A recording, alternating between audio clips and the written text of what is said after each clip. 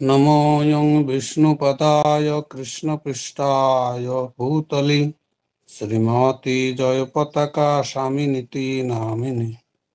नमो आचार्योपदाय निताय कृपा प्रदायिने गौरकथा धामोदय नगर ग्रामतारिणे। नमोऽयं विष्णुपदाय कृष्णपृष्ठाय भूतले श्रीमती भक्तिवेदान्त स्वामिनिति नामिने। नमस्ते सरस्वत्यदेवे गौरवाणी प्रचारिणे निर्विशेष शून्यवादी पाश्चात्यदेशतारिणे। वन्देऽहं श्रीगुरु श्रीयुतपदकमलं श्रीगुरुन् वैष्णवं च श्रीरूपं शक्रजातं सहगण रघुनाथान्वितं तं सजीवं साद्वैतं सावधूतं परिजन सहितं कृष्ण चैतन्य देवं श्रीराधाकृष्णपदं सगण ललिता श्रीविशाखान्वितं च अज्ञानतिमिरन्धस्य ज्ञानाञ्जनशलाकया चक्षुरुन्मीलितं येन तस्मै श्रीगुरवे नमः। श्रीचैतन्यमनोभीष्टं स्थापितं येन भूतले स्वयं रूप कदा मयं ददाति सपादन्तिकम्। वंशकल्पतरुभ्यश्च कृपा सिन्धुभ्यैव च पतितानां पावनेभ्यो वैष्णवेभ्यो नमो। जय परमाराध्य गुरु महाराज की जय। जय श्रील प्रभुपाद। উপস্থিত ভক্তমণ্ডলী সবার চরণে দণ্ডবত প্রণতি নিবেদন করছি। তো আমাদের আজকে দ্বিতীয় পরিচ্ছেদ শুরু হয়েছে। দ্বিতীয় পরিচ্ছেদে আমাদের 1 নম্বর শ্লোক, শ্রী চৈতন্য মহাপ্রভুং বন্দে বালয়োপি যৎ অনুগ্রহাৎ তরিত মত গ্রাহ ব্যপ্তম সিদ্ধান্ত সাগরম। তাহলে এখানে বলছে চৈতন্য মহাপ্রভুর কৃপার কথা। আমি চৈতন্য মহাপ্রভুকে বন্দনা করি, যার কৃপার প্রভাবে এমনকি অনভিজ্ঞ শিশু বিবিধ মতবাদরূপী কুমিরের সম্মুখে, কুমিরে পরিপূর্ণ সেই সিদ্ধান্ত সাগর অনায়াসে অতিক্রম করতে পারে। তাহলে এখানে খুব গুরুত্বপূর্ণ কথা হলো যে একটা হলো বন্দনা। বন্দনা কাকে করেছে? না, চৈতন্য মহাপ্রভুকে। উনি চৈতন্য মহাপ্রভুকে বন্দনা করেছেন। তো যারা মাতা পিতার অধীনস্থ থেকে সে মানুষ হয়, পড়াশোনা করায় অন্য একজনের কৃপায়, তো তেমনি স্ত্রীলোক তারা সাধারণত প্রথমে মাতা পিতার গৃহে থাকে অনুশাসনে, এবং তারপরে বিবাহ হয়ে পরবর্তী গৃহ যখন যায় তাকে অনুশাসনে থাকতে হয়। এই জন্য এদের এইভাবে বলা হয়েছে শাস্ত্রে। তো তাই বলছে অনভিজ্ঞ, এদের কোনো অভিজ্ঞতা নাই। অনভিজ্ঞ মানে ভগবত তত্ত্ব বিজ্ঞানী অনভিজ্ঞ। ভগবানকে জানা শিশুরাও যেমন তারা অনভিজ্ঞ, অল্প জ্ঞানী, তো এইভাবে অভিহিত করা হয়েছে। তো তাই বলছে এদের কোনো পারমার্থিক জ্ঞান নাই এবং জাগতিক জ্ঞানেও তারা অল্প বুদ্ধিসম্পন্ন ব্যক্তি।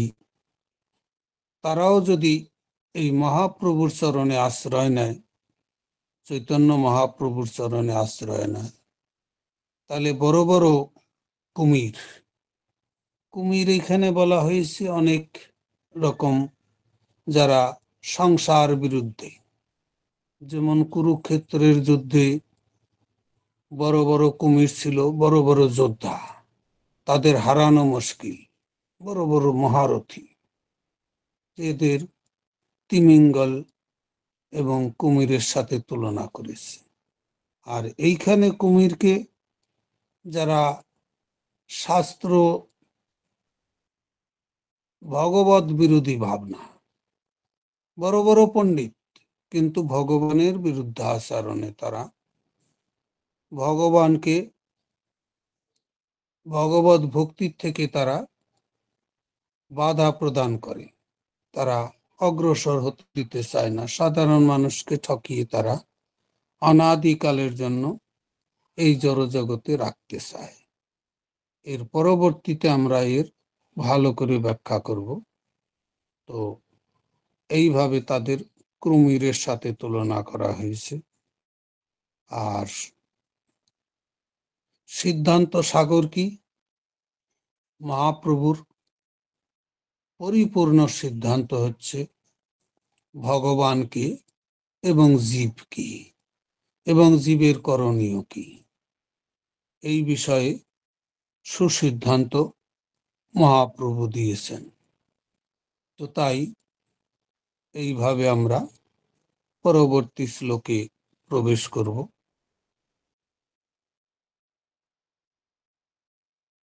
যেমন আরেকটু যদি এর বিষয়ে বলা যায়, তাহলে দেখা যায় অনেকে বৌদ্ধ দর্শন আছে, এটা কি শূন্যবাদ, একটা হলো শূন্যবাদ, একটা হলো নির্বাণবাদ, এরকম নির্বিশেষবাদ। নির্বিশেষবাদ সাধারণত মায়াবাদ, আর বৌদ্ধরা হলো শূন্যবাদ। তো এইভাবে তাদের বিভিন্ন দর্শনের মাধ্যমে এই জড়জগতে একটা নির্ণয়াত্মক কোনো রাস্তা পাবে না। যেমন যে কোনো জিনিস জগতে শূন্য থেকে কিছু সম্ভব না। যেমন 10টা শূন্য আছে, 10টা শূন্য আছে, কিন্তু সেই শূন্যে কিছু কাউন্টে আসবে না। যদি 10টা শূন্যের আগে 1 লেখা গেল, তাহলে বিশাল বড় সংখ্যা হয়ে গেল। তো এই অনন্ত কোটি ব্রহ্মাণ্ড, সেটা যা কিছু আছে জগতে, এই বৌদ্ধ ধর্ম, ঈসাই ধর্ম, যা কিছু ধর্ম নামে যেটা চলছে দর্শন, তো এগুলা বলছে সবই শূন্য। এটা তুলসীদাসও বলেছেন যে রাম নাম তো অঙ্ক হ্যায়, বাকি সব শূন্য, অঙ্ক রহে কিছু হাত মে।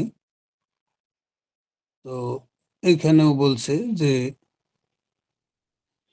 রাম নাম, ভগবানই একমাত্র সংখ্যা, বাকি সব শূন্য।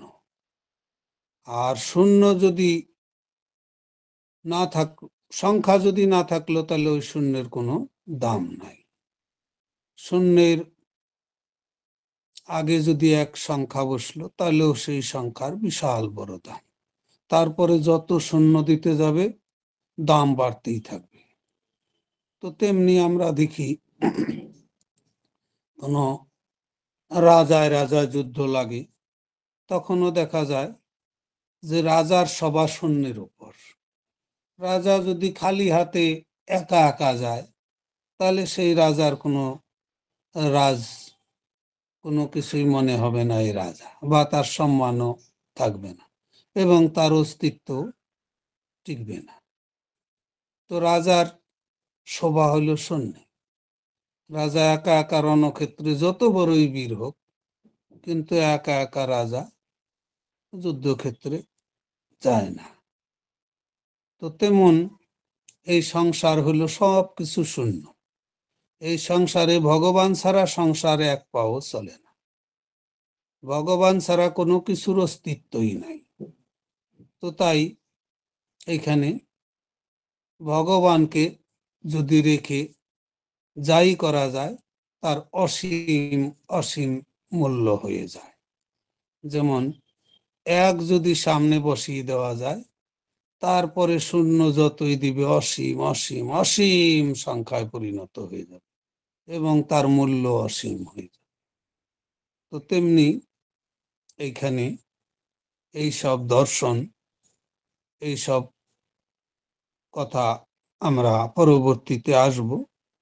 তো এই বৌদ্ধ দর্শন, তার্কিক জ্ঞান, গৌতম মুনির যে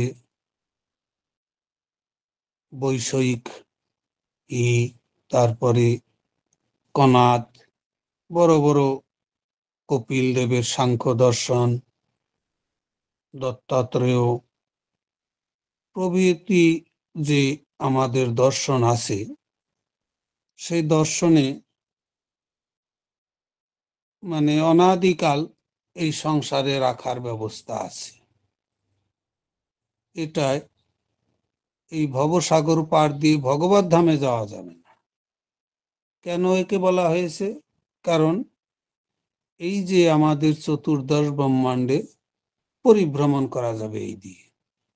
এটা বড় বড় জাহাজ, যেমন আমরা জাহাজে বিভিন্ন জায়গায় পরিদর্শন করতে পারি, ভারতবর্ষের বিশ্বের সাথে সারা পৃথিবী ঘুরতে পারি হাওয়াই জাহাজ নিয়ে, তো ঘুরে বেড়াতে পারে।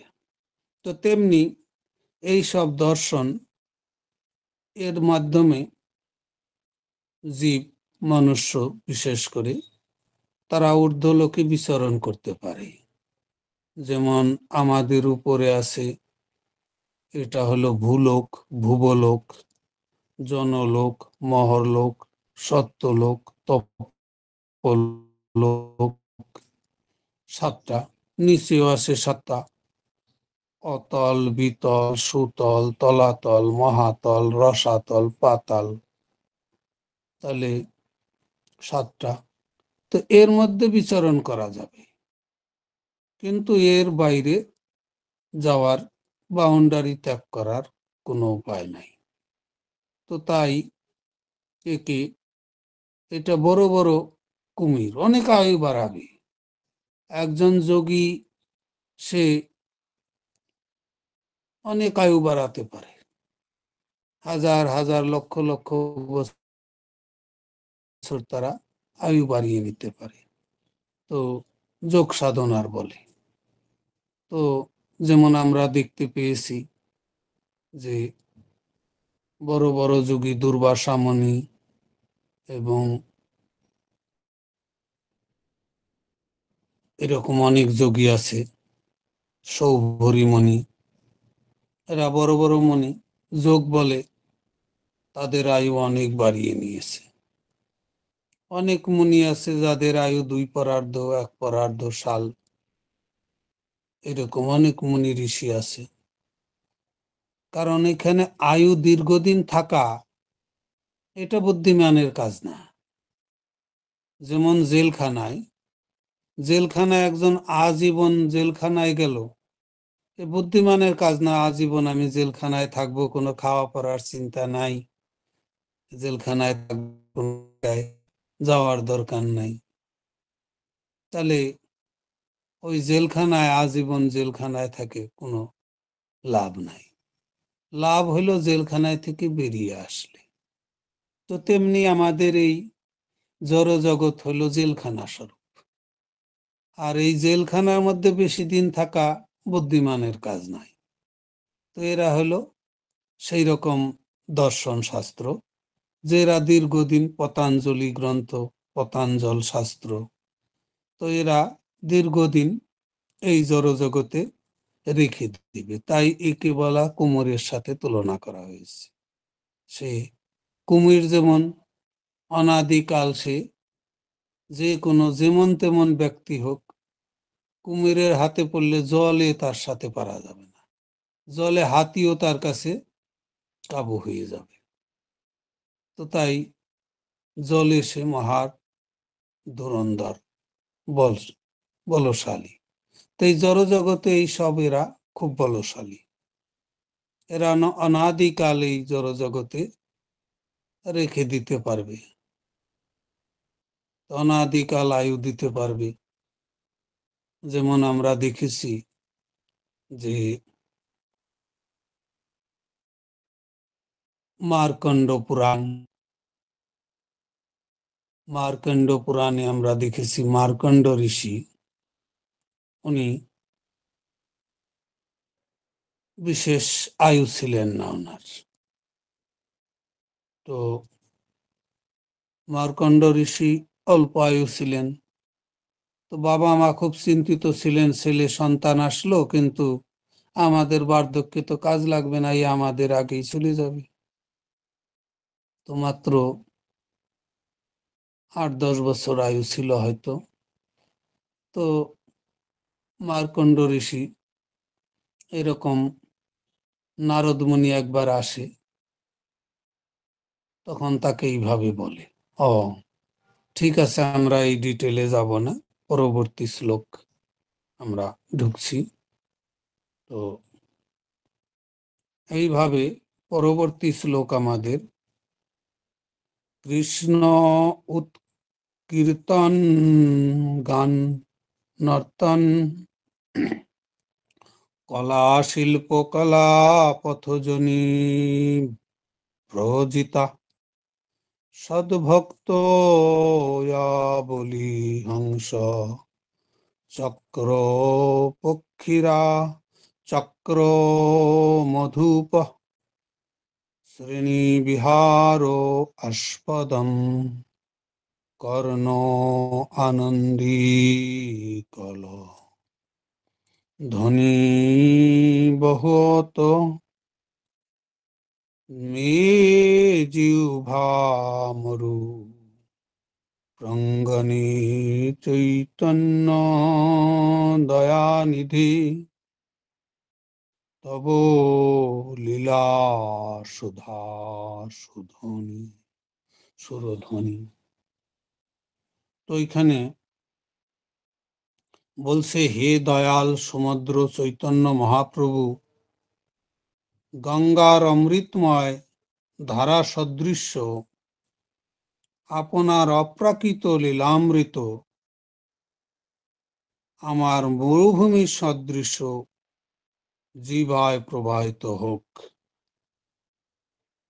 এই অমৃতের ধারাকে পরিশোভিত করেছে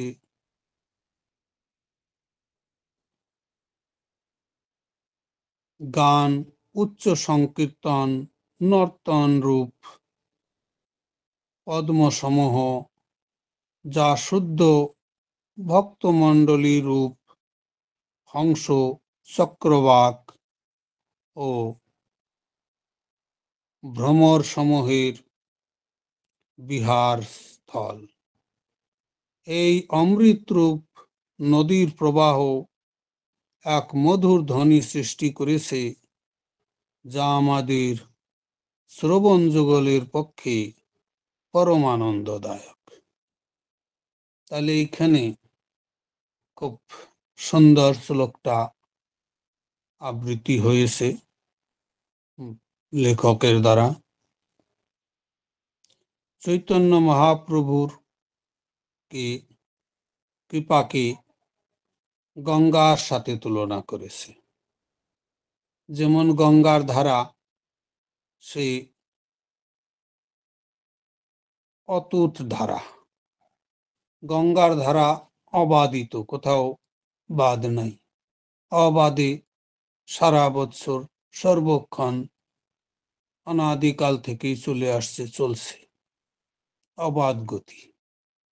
এবং গঙ্গা সে ভগবানের পাদপদ্ম থেকে আসছে, তাই এই গঙ্গার ধারাকে দুইজন মহান ব্যক্তি খুব শ্রদ্ধা করেন। এই জগতের যারা দুইজন সবচেয়ে বড় ব্যক্তি। সবচেয়ে বড় ব্যক্তিকে ব্রহ্মা শিব। ব্রহ্মা সেই ভগবানের পাদধৌত জলকে কুমণ্ডলে রেখেছেন। প্রতিদিন উনি সেই জল দিয়ে স্নান করেন, শুদ্ধতা রাখেন, সেই জলে শুদ্ধ হন এবং সর্বক্ষণ সেই জলকে উনি কুমণ্ডলে রেখে দিয়েছেন। আর একজন শিব, যিনি এই জলধারাকে জটার মধ্যেই রেখে দিয়েছেন। তো তাই এই দুইজন ভগবানের পরম ভক্ত, যে ভগবানের চরণ ধৌত জল দিয়ে অভিষিক্ত হন, সর্বদাই অভিষিক্ত থাকে।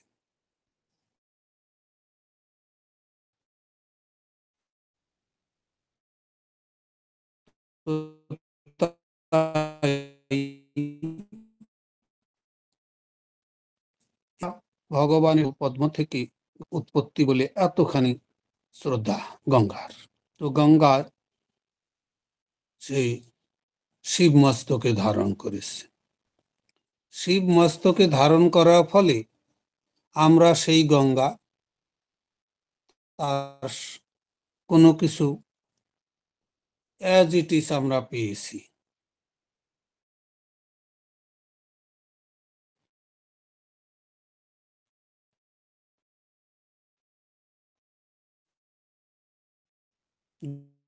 গঙ্গা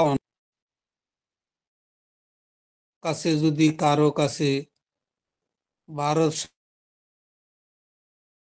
সরকার 1 কোটি টাকা দিল প্রধানকে বা কাউকে গ্রামের রাস্তা করতে, সেই 1 কোটি টাকা কিন্তু জায়গায় জায়গায় খেতে খেতে যার কাজ দিয়ে আসবে বাইপাস হয়ে, সেই খেয়ে নিবে।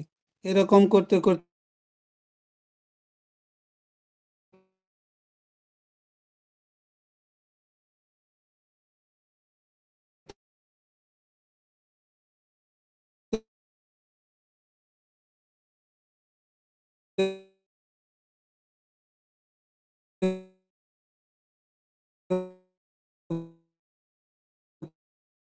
পরবর্তীতে ভগবানের শ্রীপাদ থেকে উৎপত্তি গঙ্গা, যেহেতু ব্রহ্মার কুমণ্ডলে থাকলো, গঙ্গাই থাকলো। আর আমাদের এই টাকা 1 কোটি টাকা, 1 কোটি টাকা থাকলো না, 1000-এ পরিণত হয়ে গেল। তো তেমনি গঙ্গা সেই ব্রহ্মার কুমণ্ডলে থাকলো, গঙ্গাই থাকলো, আরো শুদ্ধভাবে থাকলো। আর সেই গঙ্গা জল ভগীরথ নিয়ে আসলো তপস্যা করে, শিবের জটায় ধারণ করলেন শিব। সে গঙ্গা গঙ্গাই থাকলো, পবিত্রতা অ্যাজ ইট ইজ সেই গঙ্গাই, কোনো রকম পরিবর্তন বা রূপান্তর, কোনো কমি পেশি এর মধ্যে আসলো না। শিব জটার মধ্যে দিয়ে এসে গঙ্গা ধারণ করে সেই গঙ্গা সবাইকে দিলেন। সেই গঙ্গা আমরা পাচ্ছি, কোনো রকম পবিত্রতার কোনো রকম ভাবে কোনো কমি পেশি গঙ্গায় নাই।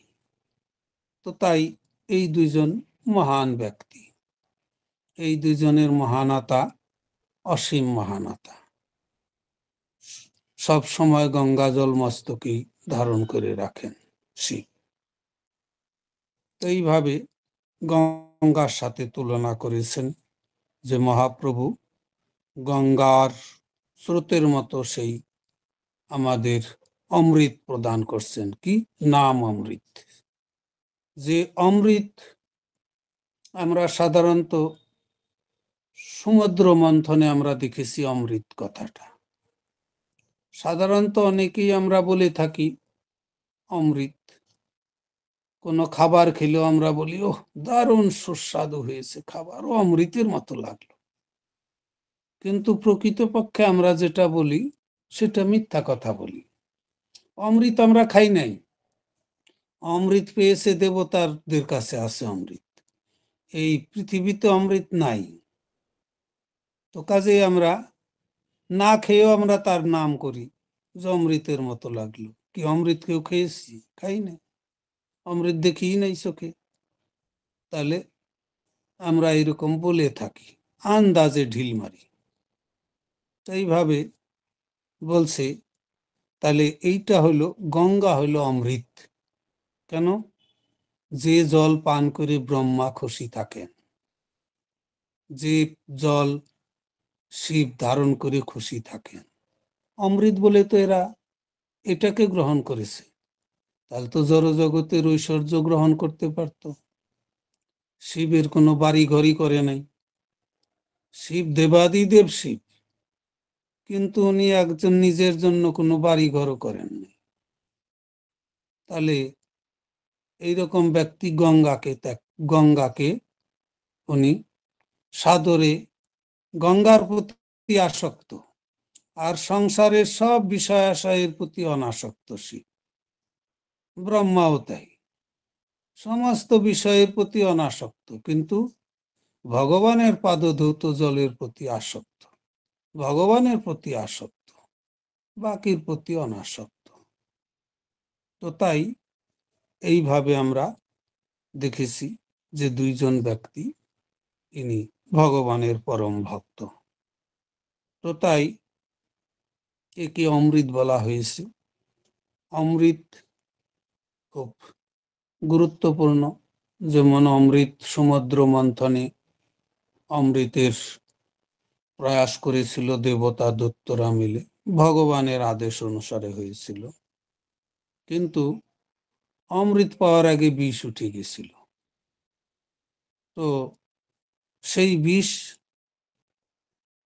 যখন সৃষ্টি ধ্বংস হয়ে যাবে, তখন দেবতারা শিবের কাছে প্রার্থনা জানায় যে এই বিষে তো আমরা সৃষ্টি ধ্বংস হয়ে যাবে, আমরা অমৃত পাওয়ার আশায় এরকম করেছিলাম,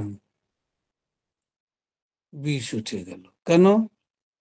কারণ শিবকে না জানিয়ে এরা অমৃত মন্থন করতেছিল, সমুদ্র মন্থন।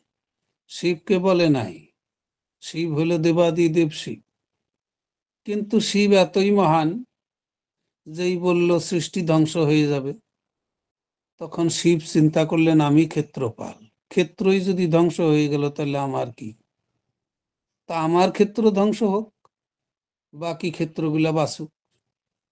তো তখন উনি দেবতাদের প্রার্থনায় উনি বিষ পান করে নিলেন।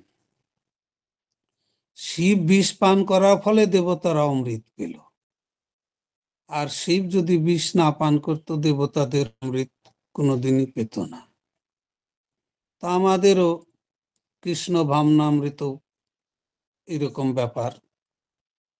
আমরাও হরি নাম জপ করতে, ভক্তি সাধনা করতে আমাদের হৃদয় তিক্ততা এসে যায়, বিষ এসে যায় আপনা আপনি, প্রথমে বিষ উঠবে। তো এই বিষ বিশেষ ব্যক্তি পান করার ফলে আমরা এই অমৃত প্রাপ্ত হই। তো এইভাবে আমরা দেখছি গঙ্গার সাথে অমৃতের তুলনা করেছেন, খুব যুক্তিযুক্ত। তো তো তাই অপ্রাকৃত লীলামৃত ভগবান এর এটা মরুভূমি সদৃশ জিহ্বার সাথে তুলনা করা হয়েছে। তো মরুভূমি সাধারণত যেখানে কোনো জল থাকে না, বালু আর বালু, মরুভূমিতে অত্যন্ত উত্তপ্ত। উত্তপ্ত বালুর মধ্যে যখন সূর্যের কিরণ পড়ে, তখন সেই মরুভূমিতে ক্ষুধার্ত যারা তৃষ্ণার্ত প্রাণী, হরিণ আদি পথিক, তৃষ্ণার্ত হয়ে তারা যখন জলের অন্বেষণ করে, তখন দূরের দিকে তাকায়, তখন তারা দেখতে পায় অফুরন্ত জল, সমুদ্র, জলের সমুদ্র। তখন তারা মনের আনন্দে দ্রুত বেগে ধাবিত হয়, হরিণ এবং পিপাসু। কিন্তু দৌড়াতে থাকে, দেখে জল আরো দূরে, যতই যায় আরো দূরে, কারণ মরুভূমিতে কোনো জল নাই, মরুভূমিতে বালুই বালু, কিন্তু ওইটা রৌদ্রের তাপে প্রতিফলনের ফলে ওইটা জলের মতো মনে হয়, আসলে ওইখানে মরীচিকা, জল নাই। তা আমরাও এই জড়জগতে জন্মগ্রহণ করার পর থেকেই আমরা সুখের অন্বেষণ করি। সুখের মতো মরীচিকা সেই পথিকের মতো আমরা সুখের পিছনে ধাবিত হই, কিন্তু এই সংসারে সুখ নাই। এই সংসারে কোনো সুখ নাই, কিন্তু সুখের সন্ধান আমরা খুঁজতে খুঁজতে আজীবন খুঁজতে খুঁজতে শেষে মৃত্যু মুখে পতিত হয়েও সুখের সন্ধান ছাড়ি না। মৃত্যু হচ্ছে, তথাপি আমরা সেই সুখই খুঁজি এবং আমরা সুখ এই জগতে সেই বাসনা জগতেই রেখে যাই, আর নিজে আমরা মৃত্যুবরণ করি, আর এক দেহ ধারণ করি, কিন্তু প্রতিটা দেহেই সুখ খুঁজি। তো তাই এইখানে সুখ নাই। তো মরুভূমিতে যেমন জল নাই, এখানে কোনো সুখ নাই। তো তাই বলছে তপ্ত জিহ্বা, জিহ্বাকে তুলনা করেছে মরুভূমির সাথে। কৃষ্ণ কথাবিহীন যে জিহ্বা, যে জিহ্বায় কৃষ্ণ নাম উচ্চারণ হয় না, এই জড়জগতের চিন্তা, কামনা, বাসনা, ইন্দ্রিয় তৃপ্তির রস আস্বাদনে যে জিহ্বা নিযুক্ত, তাকে বলছে মরুভূমি সম। সেই জিহ্বা যেমন মরুভূমিতে কোনো বৃষ্টি হয় না, কিন্তু সেই মরুভূমিতে যদি হঠাৎ ভগবানের কৃপায় বা কোনো ভাগ্যবান ব্যক্তির প্রভাবে মরুভূমিতে বৃষ্টি হলো, তাহলে সেই মরুভূমির যে গরম তাপ, প্রচন্ড তাপ, ৬০-৭০ ডিগ্রি তাপ হয়ে যায়, শরীর পুড়ে যায় এরকম। তো সেই তাপ যদি বৃষ্টি হওয়ার সঙ্গে সঙ্গে মুষলধারে বৃষ্টি, এ নাই সারাদিন রাত ২৪ মুষলধারে, তাহলে সেই তাপ দূরীভূত হয়ে শীতল হয়। তো তেমনি আমাদের হৃদয় জিহ্বা তপ্ত মরুভূমি সম। এই তপ্ত মরুভূমি সম জিহ্বায় যদি সেই কোনো মহান ব্যক্তি, মহাজনের কৃপায় যদি সেই কৃষ্ণ কথা কর্ণে গেল,